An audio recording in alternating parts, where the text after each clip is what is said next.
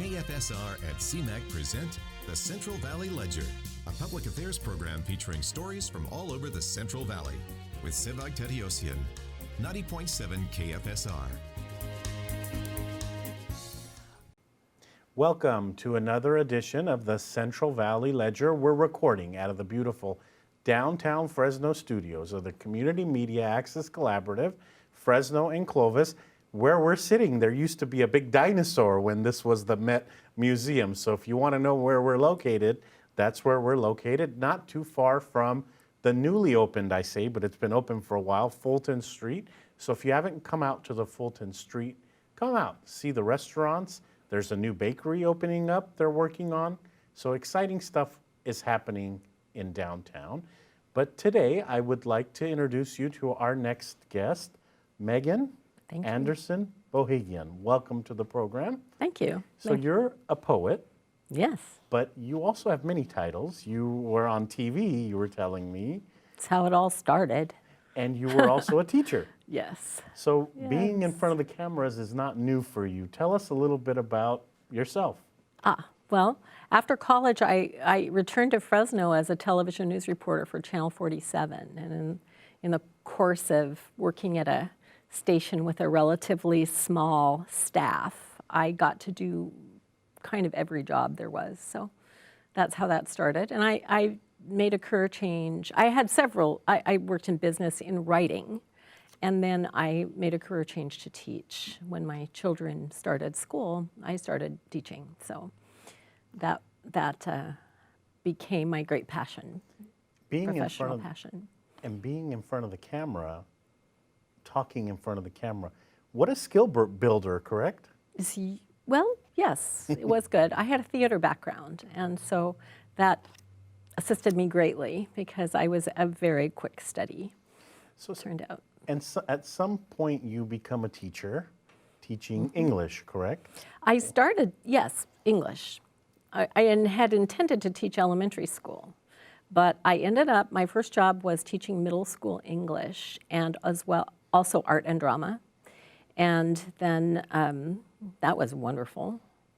And I was really hooked. And I got interested in seeing how children who are second language learners learn. So I made a move to elementary school and taught third grade for a few years. And then I taught at Manchester Gate, sixth grade, for quite a number of years, and then left there to go to Roosevelt High School's GATE program and teach English to 9th through 12th grade students, and also journalism and academic decathlon. Wow, so. You've done some interesting things. And then City College, so yes, kind of all levels. You've had an interesting career in different things.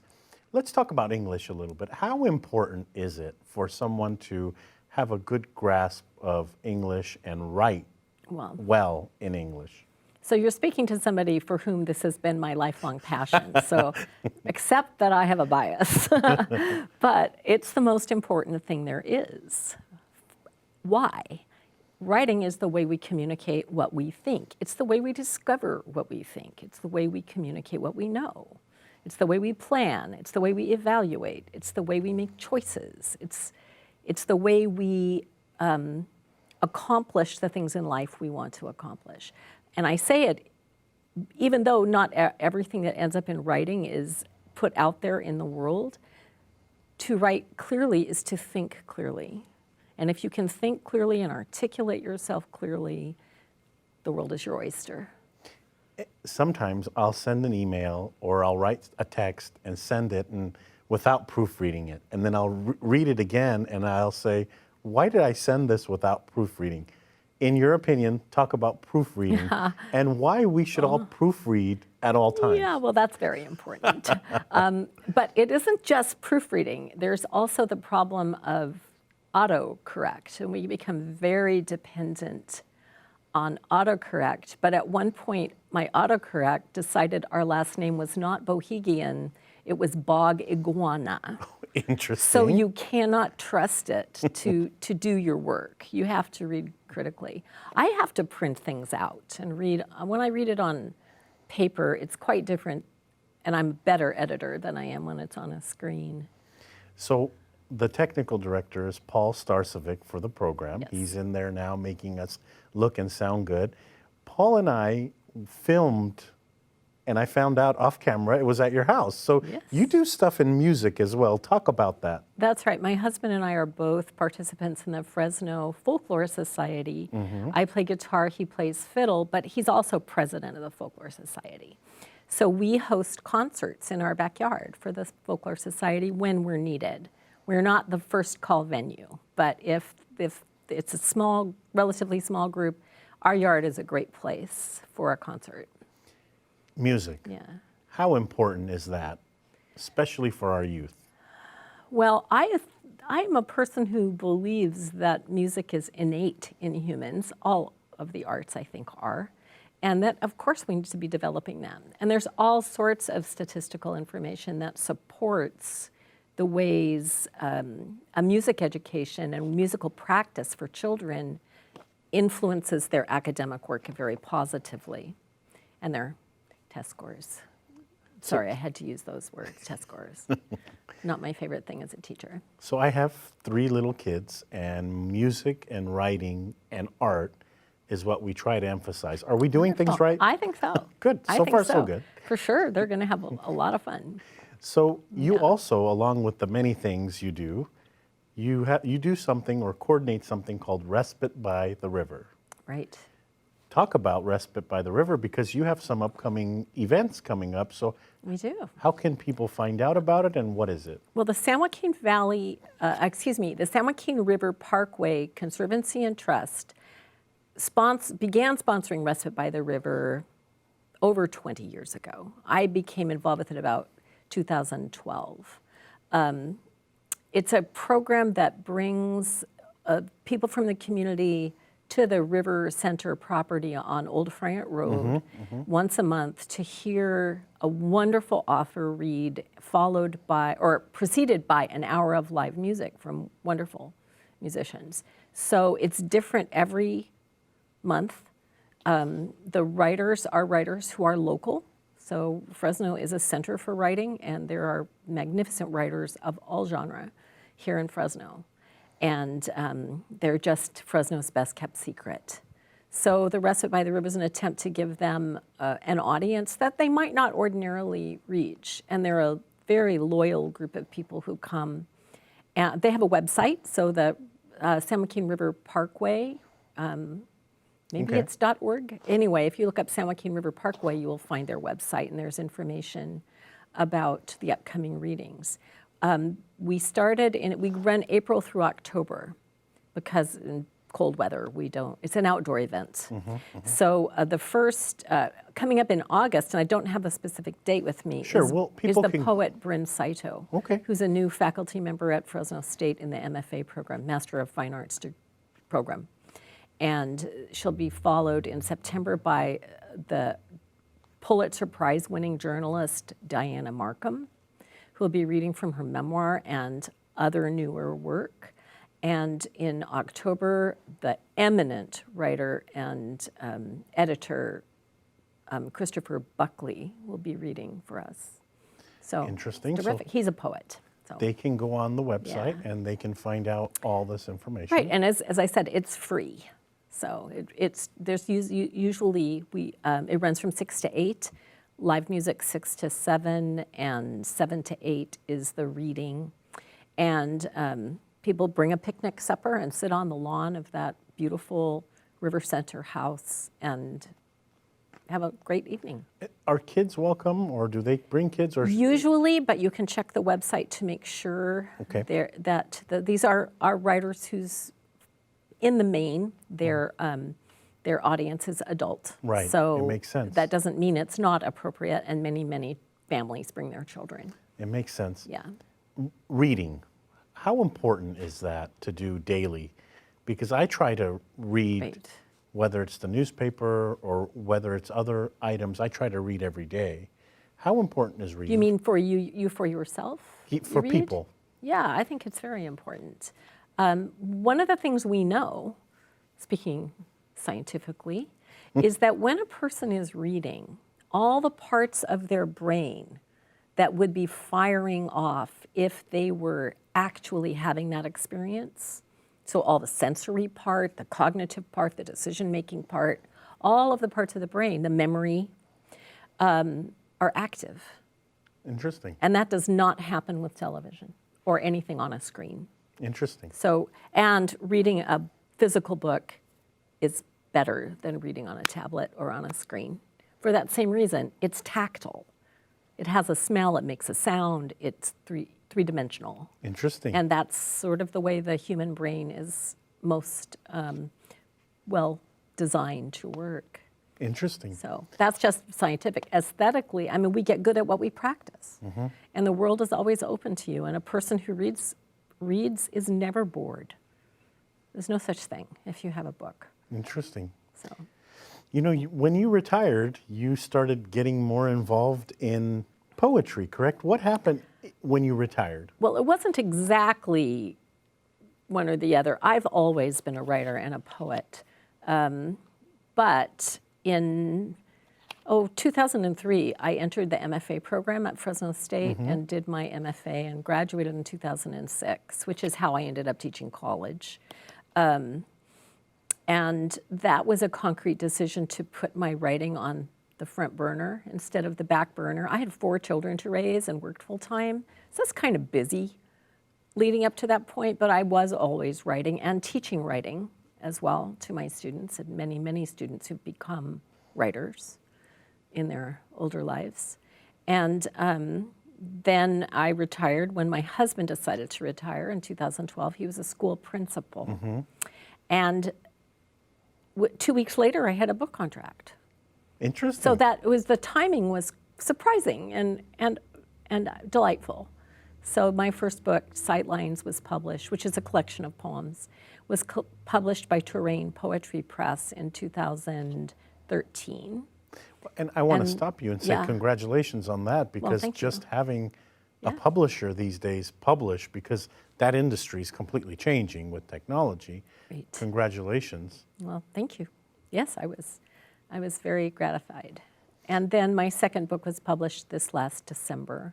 It's called Vanishing Point, and it was published by a press in Ohio called the Orchard Street Press Limited.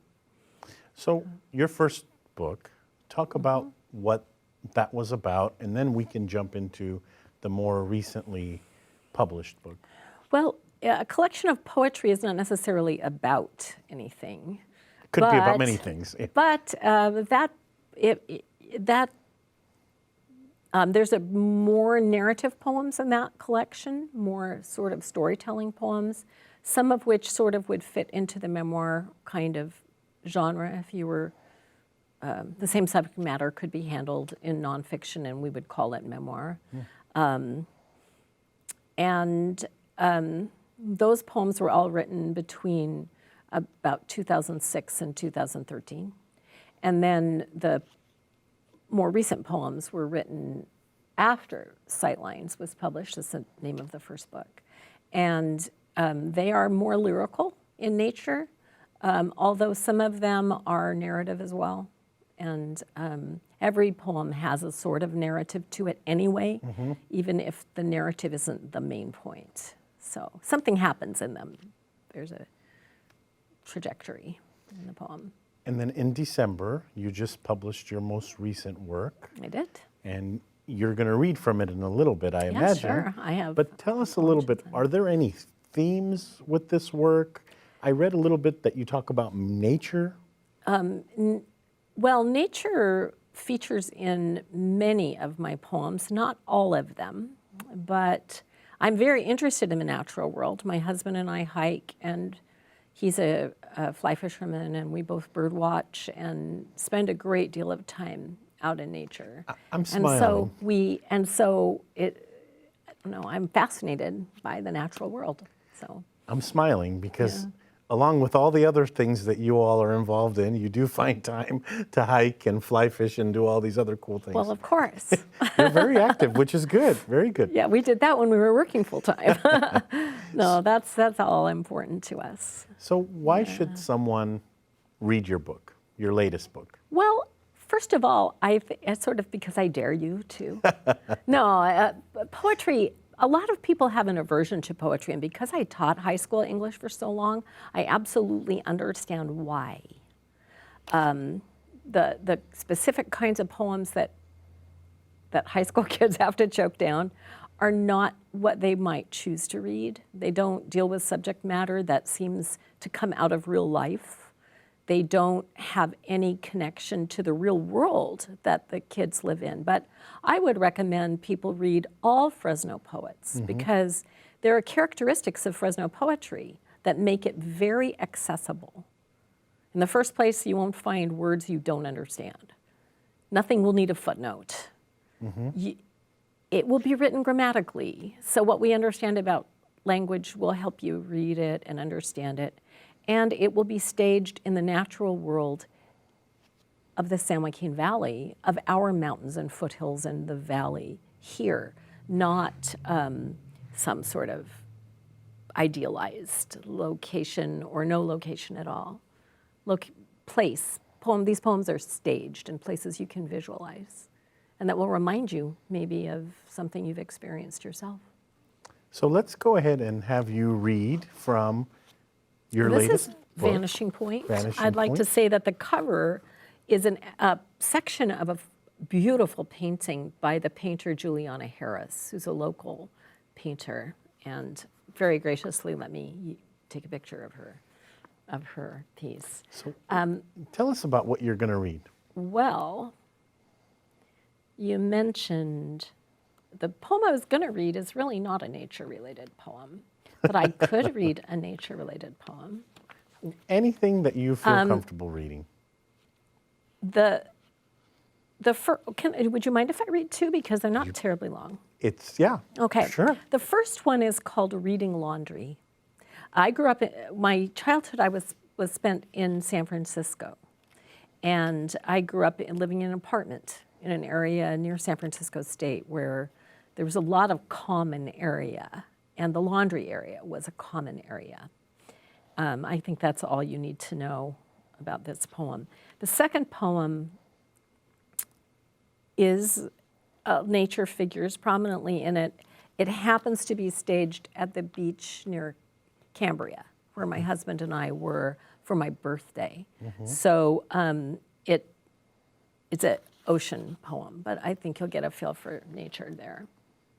Reading Laundry. Before words, I read the courtyard laundry on rows of white cords swagged with the weight of damp clothes. The wash announced new babies with diapers and doll-sized nighties.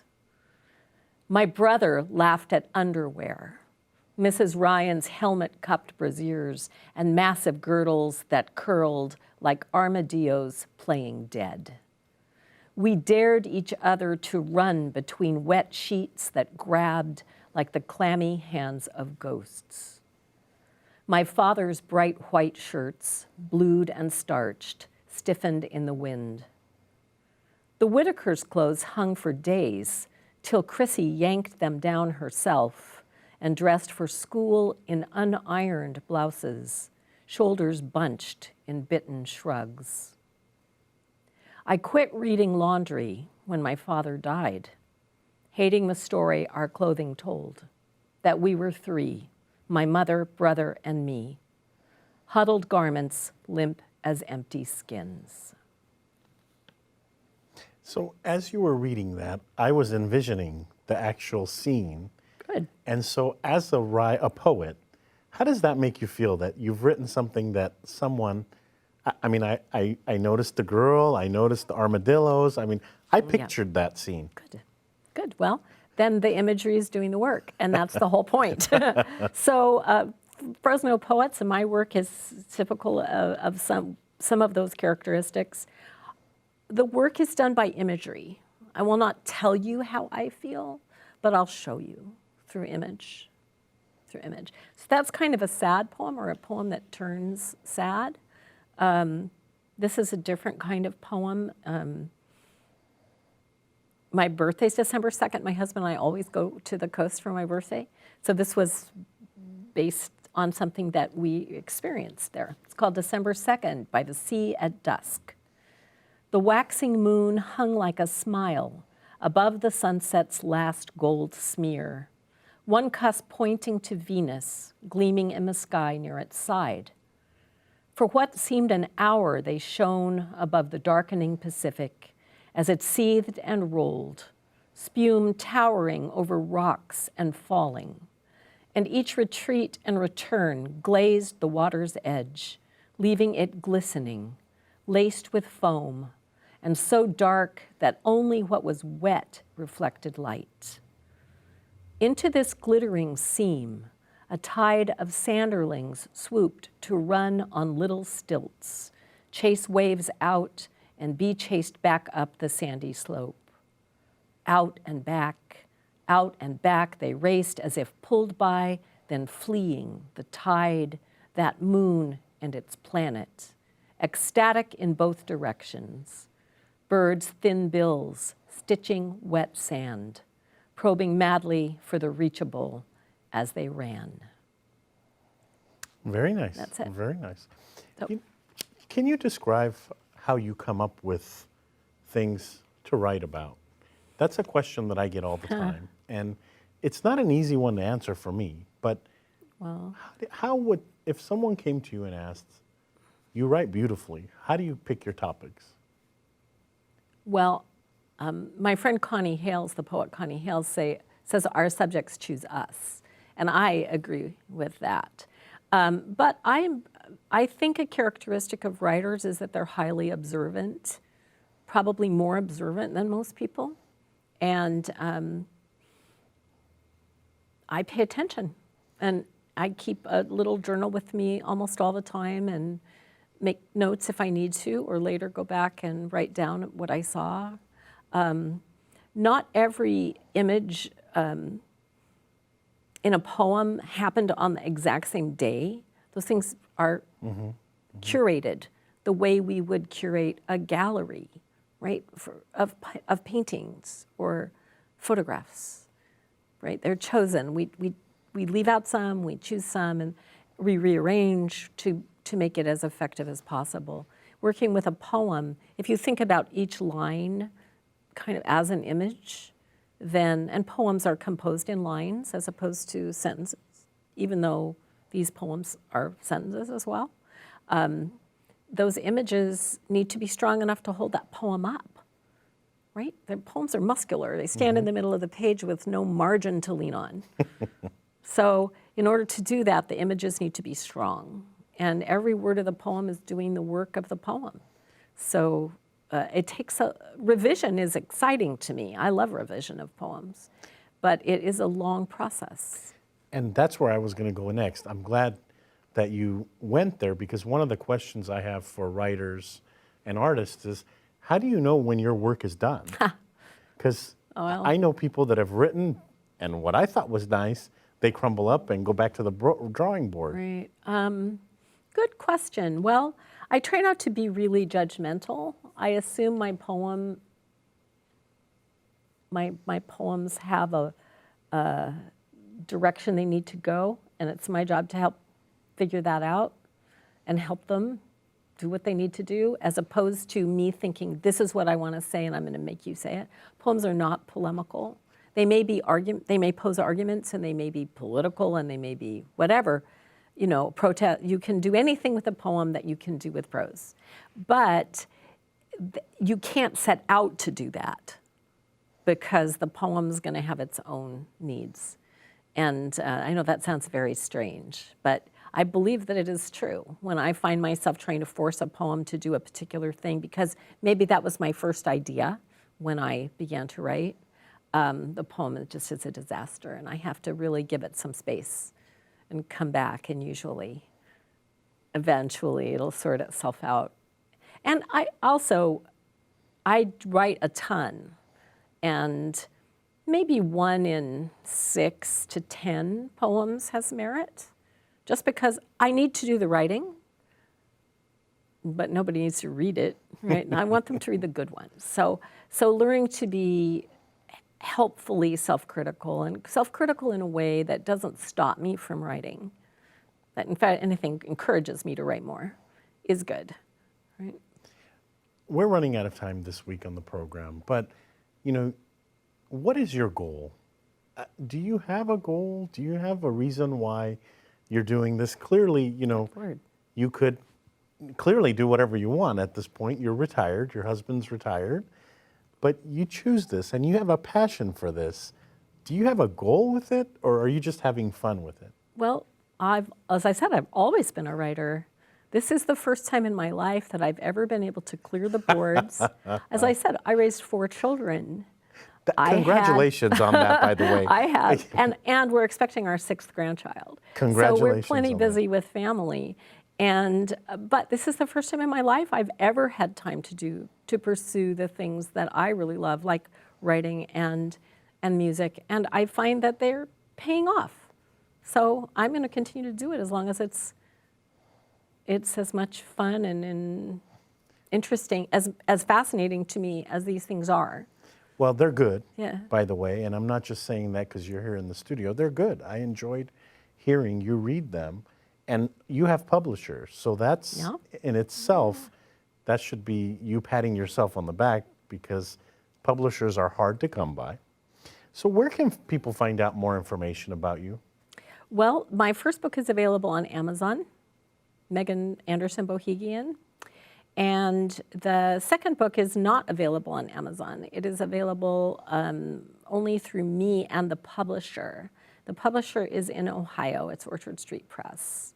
So it's a lot easier to get it from me. So, so I don't have a website though, and I don't know exactly how to tell you how to contact me. They can contact CMAC and leave your number, and I'll call you.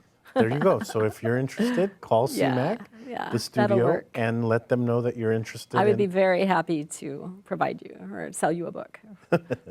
So, and then Respite by the River, that's another place people can go to listen to wonderful authors. Absolutely, absolutely. And again, toward the end of August is our next reading. Bryn Saito, the poet, will be reading. It's great. It's a wonderful evening. And it's free. People get to be very relaxed and enjoy hearing what writers are doing, and also hearing the wonderful music, because live music is just way better than canned music could ever be. And we are such in a place with Yeah. wonderful musicians, Yeah. wonderful artists, wonderful writers. I just hope our audience goes out and really indulges themselves in all of the assets that we have here in the Valley. I would agree. Megan Anderson Bohigian, I got that right, didn't I? Yes, you did. Thank you so much. Thank you and for having I me. say that because it's not Megan or Megan, it's Megan, Megan, just like it's spelled. just like it's spelled. Thank you so much for coming. Good luck to you and all of you. your endeavors. You got a lot of things you're involved in, and that's wonderful. Thank you. That's all for this edition of the Central Valley Ledger. Thank you to our technical director, Paul Starcevich, for making us look and sound good. He was assisted by Gabriel Carmillo. Thank you so much for helping out. Thank you to our audience members listening to this broadcast on KFSR 90.7 FM, and to those watching on CMAC, Comcast 93, and AT&T 99. We hope you enjoyed the program this week. Tune in next week to a new edition.